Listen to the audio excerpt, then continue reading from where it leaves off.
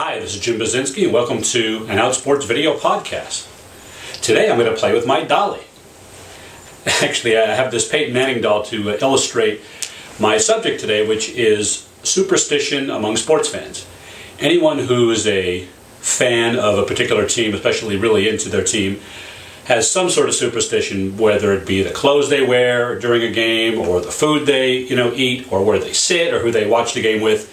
I think we all know that. And my particular obsession are the Indianapolis Colts, and I have several superstitions I want to talk about.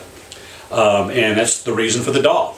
Now, I'm not that lame that I actually went out and purchased this thing. This was bought as a gift from Sid, who's a big Patriots fan, who are the mortal enemies of the Colts, and he bought it as a way to jinx the Colts, actually. That's sort of the reverse thing we've had. A friend of mine, when I used to like the Chiefs in the 90s, when they had Marty Schottenheimer as their coach, got me a gift of Elvis Grbac, a doll, thinking it would be a nice thing, and the Chiefs had been in the playoffs that year, and the doll came for Christmas, and the Chiefs promptly lost their first playoff game at home, so I had a ceremony where I actually burned the doll. So that began this whole thing of sending sort of reverse good luck charms, i.e. me getting the Peyton Manning doll. The doll actually has come in fairly handy for the Colts, contrary to what Sid wanted. The first 2 years I had it, the Colts bombed out in the playoffs again, so Sid thought he had me. But in 2006 I discovered that if I kind of ignored the doll or actually put it face down to sort of like shame it, it actually came in, handy.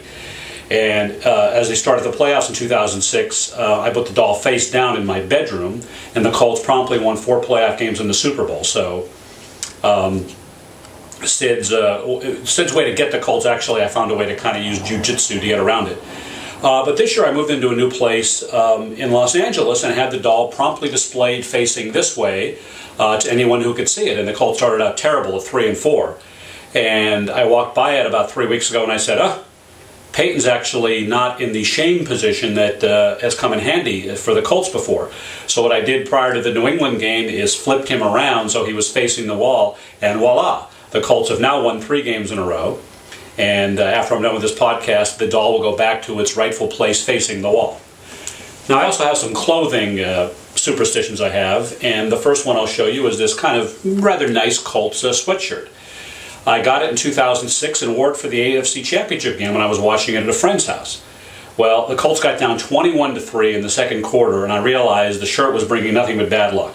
So I took the shirt off, rolled it up, threw it on the floor. The Colts promptly rallied for 32 points in the second half, beat New England, go on to win the Super Bowl. But you think I learned my lesson? No.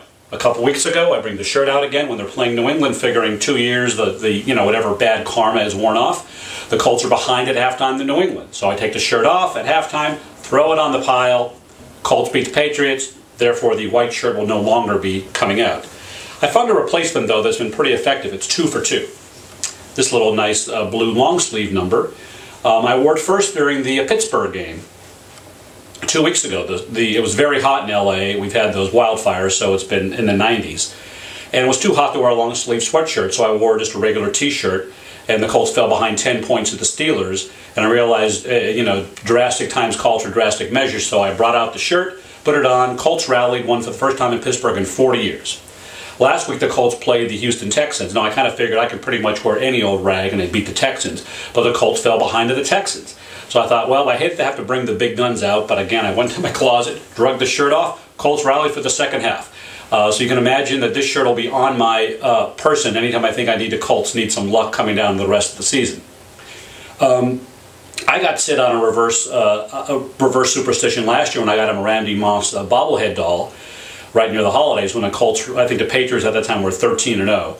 And I figured it would take a while to work at magic, and it did. The Patriots went to 13-0, 14-0, 15-0, 16-0, 17-0, and 18-0. And I thought, well, the doll was actually not doing what it was intended to do, which was to jinx the Patriots.